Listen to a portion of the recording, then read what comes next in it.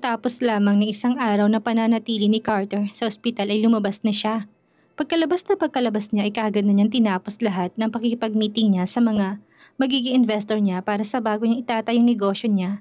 7:00 na ng gabi at abala siya sa pakipag-usap pa. Tinatapos niya na lahat kasi gustong-gusto niyang umuwi kay Jocelyn. Dahil miss na niya to. Tumunog ang kanyang cellphone ngunit hindi niya yun pinansin. Dahil nga abala siya sa pakipag-usap. Pinaalis ni Roxanne ang mga inutusan ni Carter na magbantay sa kanya at pagkatapos nilock niya ang pinto ng kwarto niya, pinagulong niyang kanyang wheelchair patungo sa banyo at pinuno ng tubig ang bathtub. Nang puno ng tubig ng bathtub ay nahihirapan siyang makaalis mula sa kanyang wheelchair. Kung wala talaga ang tulong ng iba ay halos hindi siya makagalaw ng maayos. Nang handa ng tubig nahirapan siyang tumayo at gustong pumasok sa banyo. Ngunit sa ilang beses na pagsusumikap nakababa din siya sa bathtub. Pagkatapos nilabas niyang kutsilyong inihanda niya kanina at mabilis na sinugatan ng kanyang pulso. Sa isang iglap, parang gripo na tumulo ang dugo mula doon. Tumulang dugo diretso sa bathtub at nagkulay pula ang tubig at nang makita niyang mapula na ang tubig ng bathtub ay mahina siyang ngumiti. Yun ang gusto niya. Alam niya na malambot lang ang puso ni Carter. Alam niya na mukha lang itong matigas sa labas pero sa loob nito'y napakalambot nito. At alam niya rin na hindi siya nito hahayaang mamatay. Sigurado siya. Habang nakatitig siya sa mas pagtulo pa ng dugo mula sa kanyang kamay, ay mas napangiti pa siya lalo at pagkatapos mabilis niyang inabot ang kanyang cellphone na nasa kanyang wheelchair at kinuhanan ng video ang sarili. At mabilis na ipinadala yun kay Carter at sinamahan niya ng isang mensahe. Carter, nais ko maging masaya kayo ni Jocelyn. Ilang sandali pa'y bigla na lamang dumulas ang cellphone niya sa loob ng bathtub, ngunit hindi na niya pinagaksayahan pa ng oras na pulutin ito. Tahimik siyang nahiga sa bathtub at hindi siya nakaramdam ng kahit na anumang takot dahil alam niya na darating si Carter para iligtas siya. Samantala nang matanggap ni Carter ang message ni Roxanne ay pumipirma siya ng kontrata. Nang makita niya kay Roxanne galing ang message ay muli niyang binalik sa kanyang bulsa ito at hindi yun pinagkabalahang buksan. Ngayong malinaw ng lahat ay dapat na niyang iwasan ito tuluyan ng hindi kausapin. Dahil alam niya nang napaka-unfair para kay Jocelyn. Minsan na niyang nasaktan si Jocelyn at ayaw na niyang muling masaktan pa itong muli. Gayunpaman makalipas lamang ang 10 minuto ay tumunog muli ang kanyang cellphone at nang makita niya si Jocelyn na tumatawag ay nag-excuse na muna siya sandali sa kausap niya. Nang makalayo siya kagad niya sinagot ang tawag. Jocelyn, may problema ba? Kagad niyang tanong dito. Ngunit sa halip na si Jocelyn na sumagot ay tinig ng lalaking kanyang narinig mula doon. Hindi akong asawa mo, sabi nito. Nabigla si Carter ng mga oras na yun at ang pagtibok na kanyang puso'y naging abnormal. Napahigpit ang hawak niya sa kanyang cellphone. Sino ka? Bakit hawak mo cellphone ng asawa ko? Malamig na tanong niya dito. Hindi mo na kailangan pang malaman kung sino ako. Kung gusto mong mabuhay pang asawa mo, sundin mong lahat ng gusto ko. Bukas ng 9:00, maghanda ka ng 50 million para tubusin ang buhay niya. Kung hindi mo magawa ay alam mo na siguro mangyayari. Sagot nito sa kanya. Hindi siya nakasagot kaagad dahil sa pag-iigting ng kanyang mga panga dahil sa sobrang galit niya. Narinig mo ng malinaw? 50 million kapalit ng buhay ng asawa mo at kung maglalakas ka ng loob na tumawag ng pulis, ay puputulin ko ng pakikipagkomunikasyon sa'yo at hindi mo na kailanman makikita ang asawa mo. Pagkatapos itong magsalita ay kaagad nitong pinatay ang tawag at hindi siya nito binigyan man lang ng pagkakataong makasagot. Napakuyom ang kanyang mga kamay sa labis na galit at halos madurog sa kamay niyang kanyang cellphone. Tama bang narinig niya? Nakidnap si Jocelyn at nasa kamay ito ng isang grupo ng masasamang tao at kailangan nito ng 50 million kapalit ng buhay nito. Kung hindi niya maibibigay ang gusto nito, hindi na niya ito makikita pa. Sa mga sandaling yun, pakiramdam ni Carter ay parang piniga. Ang puso niya at halos hindi na makahinga pa. Paano nito nagawang gawin yun kay Jocelyn? Tsak na wala itong kalaban-laban habang dinudukot ng mga ito-ito. Nagngit-ngit ang kalooban niya at gusto niyang sakalin ang mga taong yun hanggang sa maubusan sila ng hininga. Nang mga oras ding iyon ay nakatanggap siya ng tawag mula sa mga inutusan niya na magbantay kay Roxanne at sinabi ng mga ito na pinalabas sila nito at nilak ang sarili sa kwarto. Ngunit ang ikinakabahala daw ng mga to ay patuloy sa pag-agos ng tubig dahil dito'y mabilis niyang tinignan ang pinadalang mga message nito at doon nga niya nakita ang videong pinadala nito. Agad siyang napatawag na ambulansya upang masagip ito, ngunit sa halip na pumunta siya doon ng personal ay mga ito na lamang ang inutusan niya. Mas priority niya si Jocelyn. Agad niyang tinawagan si Kent upang maghanda ng plane ticket niya habang tinatapos niyang pakipagnegosasyon. Kailangan niyang makauwi kaagad upang iligtas ito. Nang matapos ang kanyang meeting ay alas 9 na ng gabi at alas 10 ay nakaimpake na siya. At pagkatapos nagpahatid na siya sa airport. Ilang oras pang natitira pero alam niya nang na magtatagumpay siya sa pagsagip kay Jocelyn. Noong huling nalagay sa panganib ito'y sa halip na iligtas niya ito, ay inisip pa niyang nagsinungaling ito. Kaya ngayon gusto niyang mailigtas ito. Jocelyn, kumapit ka lang, pabalik na ako at ililigtas kita. Hintayin mo ko. Ang eroplano dumiretso sa Kalagitan at si Carter ay tumingin sa napakadilim na gabi sa labas ng bintana. Sa gabing yon walang tulog si Carter dahil sa sobrang pag-alala niya kay Jocelyn habang nakakuyom ang kanyang mga kamay sa sobrang galit. Samantala, nang magising si Jocelyn ay nakabalot ang ulo niya at wala siyang makita. Nakatali din ang kanyang mga kamay at paa. Natitiyak niya na umaandar ang kinaroroonan niya at naririnig niyang tawanan ng mga lalaki sa unahan ng sasakyan. Boss, sigurado ba kayo na darating ang asawa niya upang iligtas siya? Narinig niyang tanong ng isang lalaki. Sa tingin ko naman mula sa mayamang pamilyang asawa niya kaya natitiyak ko na darating nga siya dala ang pera. Mabilis naman nasasagot nito sa lalaking nagtanong. Mula sa pakikinig ng usapan ng mga ito ay narealize niya na sa hindi siya magandang sitwasyon. Dinukot siya ng mga to upang makahuthot ng pera mula kay Carter. Gayunpaman ay nasa ibang bansa ngayon si Carter at paano siya nito maililigtas. Habang iniisip niya ito ay biglang kumirot ang kanyang puso. Kung kailan wala ito sa tabi niya, saka naman ito nangyari sa kanya. Ilang sandali naramdaman niyang pagtigil ng kotse at pagkatapos nito ay binuhat siya ng mga ito. Pagkababa sa kanya kagad na tinanggal ang nakabalot sa kanyang muka. Nang matanggal ang nakabalot sa mukha niya ay doon siya tinitigan ng pinaka-boss ng mga to at pagkatapos nagtaas ng kilay. Maganda ka nga talaga, hindi ka taka-taka na makatungtong ka sa mayamang pamilya. Sinamaan niya ito ng tingin. Sino ka ba? Wala akong atraso sa'yo. Napangisin naman to ng wala sa oras. Tama ka. Wala nga pero sisihin mong tatay mo sugarol. Dahil siyang nagsabi na gawin namin ito para mabayaran niyang utang niya sa akin. Sagot nito sa kanya. Hindi naman halos makapaniwala si Jocelyn sa kanyang narinig. Bagamat alam niyang napakapabaya nito at napakawalang kwenta, hindi niya lubos sa kalay na magagawa na ito yun sa kabila ng pagiging ama niya. Napakaraming taon nilang nagkasama at bakit ito naatim na ibigay siya sa mga lalaking ito. Naisip ba kaya nito kung anong mangyayari kapag hindi nga dumating si Carter? Nasisiguro niyang papatayin siya ng mga taong ito. Napalunok si Jocelyn at pilit na tumitig dito. Pinangako niya sa sarili niya na hindi siya iiyak. Pero sa kabila ng lahat ay napakasakit para sa kanyang ginawa nito. Wala siyang masabi dito. Napakasama nitong tao at napakawalang puso. Tumitig siya sa mga mata nito. Hindi ko siya ama. Hindi siya karapat-dapat na matawag na ama ko. Malamig na sabi niya rito. Agad naman tong nakibit-balikat sa kanya at pagkatapos ay napangisi. Wala akong pakialam sa relasyon niyong mag-ama dahil walang ibang mahalaga sa akin kung hindi pera. Dahil sa sagot nito ay bigla siyang napatawa na makita naman to ng lalaki ay agad na naburangisin nito at nakunot ang noon nito. Anong tinatawa-tawa mo dyan? Tanong nito sa kanya. Siya naman ang napangisi ng mga oras na yon. Siguro pinangako niya sa'yo na makakakuha kayo ng pera kapag kinidnap niyo ko pero hindi mo ba naisip ang dahilan kung bakit niya ako iniwan na lamang basta sa kamay ninyo? Tanong niya dito. Agad na nagsalubong pang mga kilay nito.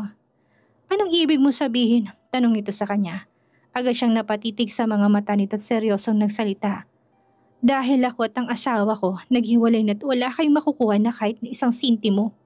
Dahil lang sa pagkidnap niyo sa akin, sagot niya rito. Imposible ang sinasabi mo. Mabilis na sabi nito tiningnan siya na halos hindi makapaniwala. Nagpatuloy si Jocelyn. Sinasabi ko na sa inyong totoo, kami ng asawa ko hiwalay na. Kaya hindi na ako pag-aaksayahan ng pera ng pamilya nila. Sa tingin mo ba handa siyang bayaran ang hinihingi niyo pagkatapos naming maghiwalay? Dagdag pa niya sabi dito. Kaya walang silbi ang lahat ng ginagawa niyong ito. Sabi niya pang muli at pagkasabi lang nun ay marahas na tumibok ang kanyang puso. Alam niya na wala nang atrasan pa. Isa pa kung hindi siya mismo magtatanggol sa kanya sa oras na yon ay wala siyang mahintay na iba. Lalo pat nasa ibang bansa si Carter. Sinabi niya yon para pakawalan na siya ng tuluyan ng mga to. Bagamat hindi siya sigurado kung magiging epektibo ba yon ay sinubukan niya pa rin. Matapos namang marinig ng lalaki ang sinabi ni Jocelyn, ay medyo nagdalawang isip siya na paniwalaan ito. Naniniwala siya na nagsisinungaling lang ito. Ilang sandali pa nakita ni Jocelyn ang pagbabago ng ekspresyon nito na tila ba mas naging mas mabangis pa. Wala akong pakialam kung hiwalay na kayo't kung hindi ka na nga nila tubusin wala akong magagawa kung hindi tapusin ang buhay mo na para bang walang nangyari. Malamig na sabi nito sa kanya. At nang marinig niya ang sinabi nito ay nagpanik ang puso ni Jocelyn. Walang ibang paraan para makaligtas siyang mula doon. Doon na lang ba talaga matatapos ang buhay niya? Ilang sandali pa iniwan siya ng mga doon na nakatali ang mga kamay at paa. Ang kanyang kamay ay nakakadena sa isang haligi. Wala siyang nagawa kung hindi ang maupo sa sahig na napakalamig. Pagkatapos ay doon niya naramdaman ang kirot ng ulo niya. Marahil ay dahil sa pagpalo sa kanya kanina ng kanyang ama. Kung kanina hindi naman niya iniinda ang sakit, ngayon ay ramdam na niya at halos sumabog ng kanyang ulo sa bawat pagpintig ng sakit. Napasandal siya sa pader at napahinga ng marahas. Sobrang sakit ng ulo niya. Dahan-dahan niya itinaas ang kanyang kamay sa kanyang ulo at marahang sinabunutan ang sarili. Sobrang higpit na ng pagkakasabunot niya. Ang kanyang mukha ay natabunan ng malamig na pawis at bagi ang kanyang damit ay basang-basa na rin. Ilang sandali pa'y napatingala siya sa labas ng bintana at mula sa kinalalagyan niya ang natanaw niya ang bilog na buwan. Nang makita ito'y biglang umahon ang pagkamis niya kay Carter. Ilang araw na itong wala. Ilang araw na niyang hindi ito nakakasama. Namimiss din kaya siya nito. Habang iniisip niya yun ay bigla na lamang umahon ang lungkot sa dibdib ni Jocelyn. At parang tila may kung anong mabigat na bagay ang dumagan sa puso niya. Dahan-dahan siyang humiga at hinayaan na nakatitig sa buwan. Hindi na niya namalayan pa na nakatulog na pala siya. Hanggang sa nagulat siya at napabalikwas ng bangon. Nang maramdaman niya ang pagkabasa ng buong katawan niya. Dahil sa malamig na tubig na ibinuhos sa kanya ay halos manginig ang buong pagkatao niya at nawala biglang antok niya. Bigla niyang sinamaan ang tingin ng mga lalaking naroon na bigla na lamang nilang tanggalin ang kadena ng kanyang kamay at pagkatapos ay pilit siyang pinatayo. "Anong ginagawa niyo?" sigaw niya. "Dalhin niyo na yan," sigaw naman ng pinaka-boss nila. At pagkatapos doon na siya nila kinaladkad at pagkatapos nilagyan na naman ng takip ang kanyang ulo. "Saan niyo ako dadalhin?" sigaw niya habang nagpupumiglas nang buhatin siya ng mga ito. Ngunit hindi lang siya pinansin ng mga ito. At ipinagpatuloy ang ginagawa hanggang sa tuluyan niyang naramdaman na isinakay siya sa sasakyan. Nang ibaba si Jocelyn ng mga ito at tanggalin ang takip sa kanyang ulo, ay nasa tabi siya ng isang bangin na kapag sinilip mo pa lang, manginginig ng iyong katawan sa sobrang takot. Napakatarik ng baba nito, takot na takot si Jocelyn. Lalo pat dinala siya ng mga lalaki sa pinakagilid ng bangin. Humahampas sa kanyang napakalakas na hangin at ninilipad ang damit niya.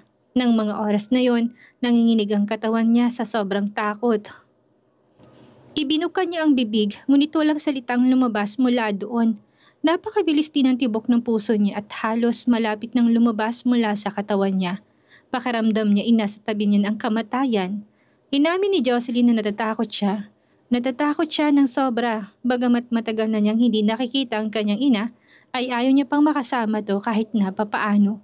Gusto niya pang mabuhay. Hindi naglakas loob si Jocelyn na tumingin sa kanyang likuran at mariin siyang pumikit at pagkatapos malakas na sumigaw. "Carter, iligtas mo ko. Kailangan kita ngayon!" sigaw ni Jocelyn at lingid sa kaalaman nito. Nang mga oras na yun pala tinatawagan na ng lalaki si Carter. Ilang sandali pa'y bigla na lamang yung narinig ang tinig ni Carter. "Jocelyn, huwag ka na matakot. Malapit na ako. Ililigtas kita." Bigla siyang napamulat ng kanyang mga mata at halos hindi makapaniwala. Nang tumingin siya sa pinaka-boss ng mga iti doon niya nakitang hawak-hawak pala nito ang kanyang cellphone at ginamit nito yun upang tawagan si Carter. Sa totoo lang ng mga oras na yun ay natakot siya. Natakot siya na baka mapano ito kapag pinuntahan siya nito. Nang magsasalita na sana si Jocelyn, bigla na lamang tinakpan ng isang lalaki ang kanyang bibig kaya hindi siya nakagawa ng kahit na isa man lang na salita. Wala siyang nagawa kung hindi ang tumingin lang dito at pakinggan ang usapan ng mga to. "May 10 minuto ka pa. Naririnig mo bang sinasabi ko ha, Mr. De La Rosa?" Tanong nito kay Carter at pagkatapos mabilis na nagpaputok ng baril. At halos himatayin si Jocelyn sa sobrang takot niya. Nagkiskisan ang mga ngipin ni Carter sa sobrang galit ng marinig ito. Binabalaan kita, parating na ako. Kung maglalakas ka ng loob na hawakan kahit na dulo lang ng hibla ng kanyang buhok ay umasa ka na ako mismong puputol ng hininga mo. Nanggagalaiti sa galit na sabi ni Carter dito. Huwag kang maggalala, gusto ko lang sabihin sa'yo na nasa bingit na siya ng kamatayan ngayon.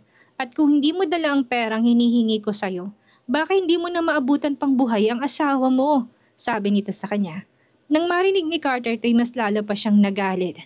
Binabalaan kita. Huwag na huwag mo siyang hahawakan o hindi po man lang ang dulo ng daliri mo.